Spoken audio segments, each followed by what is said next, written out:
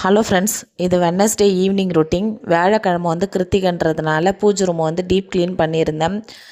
கந்த சஷ்டி அப்போ அந்த 7 நாளும் சாம்பிராணி புகைலாம் நிறைய கொடுத்துருந்தேன்னா, அந்த புகையெல்லாம் போயிட்டு அப்படியே மேலே ஃபுல்லாக பிளாக் ஆகிட்டு இருந்துச்சு. அது நல்லா ரொம்ப டீப் க்ளீன் பண்ணியிருந்தேன். எல்லாத்தையுமே எடுத்துகிட்டு எல்லாம் சூப்பராக க்ளீன் பண்ணிவிட்டு ஈவினிங் பூஜை சாமான்லாம் மஞ்சள் குங்குமம்லாம் வச்சு எல்லாத்தையும் அது இடத்துல எடுத்து அரேஞ்ச் பண்ணி கிட்டத்தட்ட எல்லா வேலையும் முடித்து வச்சுட்டேன் புதன்கிழமையே. அப்போ தான் வியாழக்கிழமை காலையில் எழுந்திரிச்சு பசங்களுக்கும் லஞ்ச் பேக் பண்ணோம், காலையிலே பூஜை பண்ணணும், கோயிலுக்கும் போயிட்டு வரணும். அதனால் இன்றைக்கே எல்லா வேலையும் கிட்டத்தட்ட முடித்து வச்சுட்டேன்.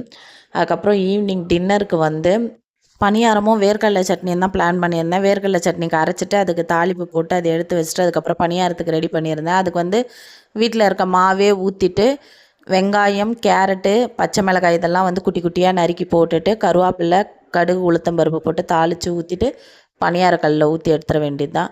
இதே நம்ம தோசைக்கல்லில் ஊத்தாப்பம் மாதிரி குட்டி குட்டியாக சுட்டு நெய் இல்லை எண்ணெய் ஊற்றி சுட்டால் சூப்பராக இருக்கும். Tata bye by. நெக்ஸ்ட் வீடியோவில் பார்க்கலாம்.